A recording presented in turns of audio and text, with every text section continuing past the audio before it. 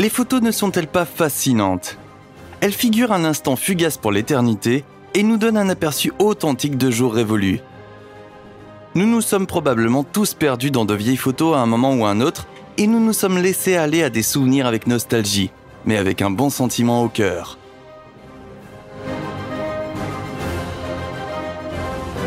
Cependant, les arrière-plans des 10 photos historiques que nous vous présentons dans la vidéo d'aujourd'hui ne sont pas aussi idylliques. Restez à l'écoute pour découvrir de mystérieux cas de personnes disparues, de mystérieux vagabonds et des signes avant-coureurs de guerre.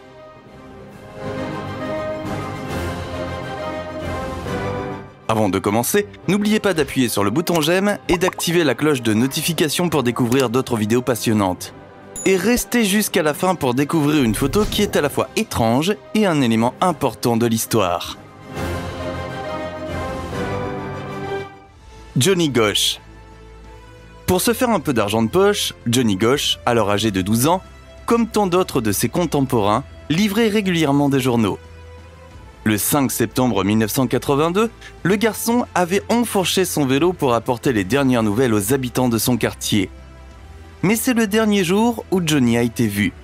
Des témoins oculaires ont rapporté plus tard que quelqu'un avait forcé le garçon à monter dans une voiture bleue et l'avait emmené contre son gré. C'est cette nouvelle qui a lancé l'un des plus étranges mystères de cette période. La disparition de Johnny Gosch n'a jamais été officiellement expliquée. Cependant, sa mère Noreen a fait sensation lorsqu'elle a affirmé que son fils, aujourd'hui adulte, lui avait rendu visite en 1997. En compagnie d'un inconnu, Johnny aurait dit qu'il avait été kidnappé à l'époque et qu'il était devenu la victime d'un réseau pédophile. Bien qu'il ait réussi à s'échapper un jour, il n'est jamais retourné chez lui de peur d'être à nouveau kidnappé. Le père de Johnny, qui a divorcé de Noreen en 1993, a déclaré qu'il ne savait pas si une telle visite avait réellement eu lieu. Puis, en 2006, quelque chose de très mystérieux s'est produit à nouveau. Noreen a trouvé sur le pas de sa porte des photos qui, selon elle, montraient son fils en captivité. Certains des enfants que l'on pouvait voir sur les enregistrements ont pu être affectés par la suite à d'autres affaires de personnes disparues. Mais l'un des garçons figurant sur les photos n'a jamais été identifié. Et Noreen insiste toujours sur le fait qu'il s'agit de son fils. Il est incroyablement malheureux que cela soit arrivé à ses enfants. Et des situations de ce genre continuent d'arriver à de jeunes enfants dans le monde entier aujourd'hui. S'il est réconfortant d'entendre que la mère de Johnny a pu tourner la page, cela ne change rien au passé ni à la douleur que Johnny a dû ressentir pendant toutes ces années. Ces personnes ont permis d'aider d'autres familles à tourner la page. Cependant, elles n'affectent pas les actes horribles qui ont été commis. L'équipage de Challenger. Quand on contemple les visages de l'équipage de Challenger, on voit 7 individus rayonnants, impatients de s'élancer dans les gigantesques étendues de l'espace, à bord de la navette spatiale qui lui donne son nom. Mais tragiquement, tout allait se passer très différemment. Le 28 janvier 1986, la navette spatiale quittait le sol et se brisait à peine 73 secondes plus tard, à une altitude de 15 km. Les 7 membres de l'équipage ont péri au cours de cette tragédie. La défaillance d'une ou plusieurs bacs d'étanchéité a été déterminée comme étant la cause de l'accident. Cet événement allait bientôt entrer dans l'histoire comme l'une des pertes de vies humaines les plus dramatiques et catastrophiques dont on n'a jamais été témoin. L'événement a été diffusé sur les chaînes de télévision du monde entier, alors que les astronautes se préparaient à leur lancement. On s'attendait à ce que cette mission ouvre une nouvelle ère dans le domaine de la technologie spatiale. Et elle l'a certainement fait, mais pas de la manière dont la plupart des gens l'avaient espéré. On s'attendait à ce que cette mission se déroule sans accroc. Après tout, les astronautes et l'équipage avaient préparé ce jour depuis plusieurs années. La capsule avait été inspectée de nombreuses fois, et tous les systèmes avaient reçu le feu vert. Des hommes, des femmes et des enfants de toute la planète ont assisté au lancement. Mais personne n'aurait pu prévoir qu'une explosion aussi terrible allait se produire. Bien que cette mission soit incroyablement malheureuse, elle a permis de faire prendre conscience de la nécessité de mettre en place des dispositifs de sécurité et des mesures d'inspection supplémentaires pour les projets futurs. Malheureusement, elle a jeté l'ensemble de la NASA dans l'ombre alors que le peuple américain commençait à perdre espoir dans le programme spatial. Très vite, les coupes budgétaires ont commencé à peser lourdement sur l'équipage et les ingénieurs. Et beaucoup ont pensé que cela pourrait être la fin du programme spatial américain. Dans les années qui ont suivi cette catastrophe, la NASA a réussi à se remettre sur pied et à gagner la confiance du public. Cependant, personne n'oubliera jamais le jour où le monde s'est arrêté alors que des dizaines de milliers de personnes ont regardé avec horreur ces 7 astronautes perdre la vie. Leatherman. Au XIXe siècle, un sans-abri faisait les 100 pas entre les rivières Connecticut et Hudson. L'énigmatique vagabond sera bientôt surnommé The Leatherman par le reste de la population.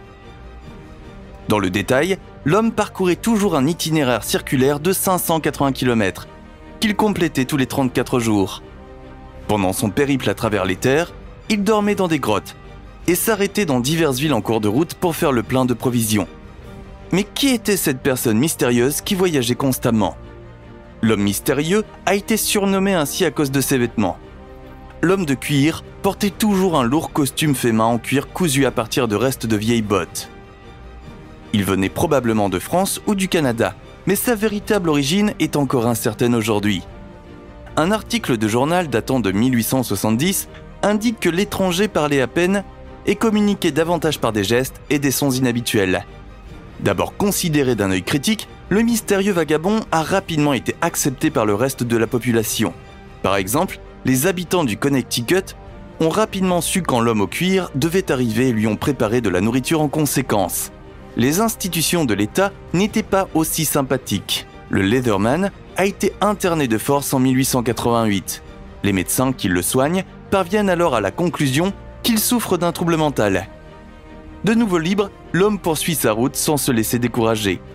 Il finit par mourir dans l'une de ces grottes d'un cancer de la bouche causé par sa forte consommation de tabac. Pure haine. En 1933, le photographe Alfred Eisenstadt a réussi à prendre l'une des photographies les plus oppressantes et en même temps les plus émouvantes du XXe siècle. La photo qui montre Joseph Goebbels, pendant une conférence de la Société des Nations, regardant l'appareil avec un visage déformé par la haine, est en quelque sorte une image capturée de l'un des chapitres les plus sombres de l'histoire de l'humanité. Selon l'histoire entourant cette photo, au début, le ministre de la propagande du Reich et national-socialiste convaincu était encore amical et de bonne humeur. Mais lorsqu'il a découvert que l'homme derrière la caméra était un juif, sa bonne humeur s'est transformée en haine pure et simple. Heureusement, ce type de comportement n'est plus toléré. Cependant, il faut garder à l'esprit que le monde était bien différent à l'époque, et qu'un tel changement d'humeur n'aurait pas été très rare à l'époque. Cette image est entrée dans l'histoire comme l'une des photos historiques les plus influentes jamais prises. Elle montre non seulement une image prise à une époque radicalement différente, mais aussi un moment de l'histoire de l'humanité où la moralité même de la vie humaine se trouvait dans un endroit bien différent, un endroit plus sombre, pourrions-nous ajouter. Albina Maliočevar. Née en Yougoslavie en 1925, Albina Maliočevar a rejoint volontairement l'armée de libération nationale à l'âge de 16 ans. L'objectif de ce mouvement de résistance était de mettre en déroute la Wehrmacht, et les compétences d'Albina se sont avérées précieuses dans ce processus. Elle a d'abord été employée comme messagère, puis a servi brièvement au front et a finalement travaillé comme infirmière. Au cours des violents combats, Albina a subi de multiples blessures, notamment de graves cicatrices au visage et la perte d'un œil. La photo, qui montre la jeune femme défigurée mais inébranlable, est rapidement devenue un symbole emblématique de la résistance nationale. Après la fin de la guerre, Albina est devenue un membre éminent du gouvernement. Elle est décédée le 24 janvier 2001. Hindenburg. Avec une longueur de 245 mètres, une vitesse de croisière pouvant atteindre 120 km/h et de nombreuses chambres confortables, le Hindenburg était l'un des dirigeables les plus avancés et les plus luxueux de son époque. La tâche principale de l'imposant Zeppelin était le service transatlantique, avec des allers-retours principalement entre Francfort, Rio de Janeiro et Lakehurst près de New York. Enfin, le 6 mai 1937, se produit la terrible catastrophe que nous associons toujours au Hindenburg, l'accident de Lakehurst. Lorsque le Zeppelin s'est posé vers 18h25 heure locale, un violent incendie d'hydrogène a soudainement germé à l'arrière du dirigeable, qui s'est rapidement propagé et a finalement provoqué l'embrasement de tout l'Hindenburg. Sur les 97 personnes qui se trouvaient à bord à ce moment-là, 35 n'ont pas survécu à l'accident. Les victimes ont succombé à leurs graves brûlures, ou sont mortes après avoir sauté hors du Hindenburg en flammes dans leur panique. Il s'agit de l'une des toutes premières catastrophes télévisées au monde, et un commentateur a prononcé la phrase tristement célèbre « Oh, l'humanité !» Dans les jours qui ont suivi cette catastrophe, le monde a grandi et a beaucoup appris. Cependant, au moment de l'incident, personne n'aurait pu imaginer une issue pire. Tant de vies ont été perdues de manière insensée. Mais heureusement, une autre catastrophe de ce type ne se reproduira jamais, du moins, pas dans un contexte aussi public. George Mallory et Andrew Irvine. Au cours de l'année 1924, Andrew Irvine et George Mallory se sont lancés à la conquête du mont Everest, ce que personne n'avait jamais fait auparavant. Ce n'était pas seulement le projet des deux jeunes hommes ambitieux, mais un projet d'intérêt national. Ainsi, le matin du 8 juin 1924, Mallory et Irvine, sous la pression des attentes de la population britannique, s'élancent vers le sommet, même si les conditions météorologiques sont loin d'être idéales. À la mi-journée, les deux hommes ont rencontré un autre alpiniste, et à partir de ce moment-là, ils ont été considérés comme disparus. À ce jour, nous ne savons pas si Mallory et Irvine ont effectivement réussi à atteindre le sommet de la montagne de 8849 mètres. Ce n'est que le 1er mai 1999 que le corps bien préservé de Mallory a été retrouvé à 8150 mètres. Malheureusement, l'espoir de retrouver l'appareil photo de l'alpiniste et de résoudre ainsi le mystère de l'ascension du sommet ne s'est pas réalisé. À ce jour, le corps d'Irvine n'a toujours pas été retrouvé. Tenzing Norgay et Edmund Hillary sont toujours considérés comme les premiers alpinistes officiels du mont Everest. Le vol 123 de Japan Airlines. Le 12 août 1985, lorsque l'avion japonais Boeing 747-146 SR a décollé de l'aéroport de Tokyo Haneda, personne n'aurait pu deviner que ce jour funeste serait l'un des pires accidents d'aviation de tous les temps et qu'il entrerait dans l'histoire. Tragiquement, l'appareil est tombé d'une hauteur de 1460 mètres sur deux crêtes montagneuses. Seules 4 des 524 personnes à bord ont survécu à l'accident. La cause de la catastrophe était une réparation défectueuse. La cloison de pression à l'arrière de l'appareil n'était fixée qu'avec une seule rangée de rivets, et non avec une double rangée, comme cela était requis. Les mesures de sauvetage mises en œuvre ont également ressemblé à un triste drame. Les responsables ont d'abord refusé l'aide des Marines américains stationnés sur place, alors qu'ils avaient découvert l'épave 20 minutes seulement après le crash. Lorsque les secouristes japonais sont arrivés de nuit sur les lieux de l'accident, ils n'ont d'abord pu localiser aucun survivant. C'est pourquoi ils ont repris l'avion pour rejoindre leur logement et ne sont revenus que le lendemain matin. Pendant ces heures, de nombreux passagers sont morts d'hypothermie ou de blessures qui auraient pu être sauvées. Joseph Avery. Nous sommes le 18 juillet 1853, lorsqu'un homme nommé Joseph Avery fait une excursion en bateau sur la rivière Niagara avec deux amis. Le problème, tous trois sont ivres-morts et perdent rapidement le contrôle de leur bateau. Et c'est ainsi que les choses se passent, comme cela devait malheureusement arriver. Le petit bateau est submergé par les masses d'eau déchaînées et les compagnons d'Avery sont emportés vers la mort.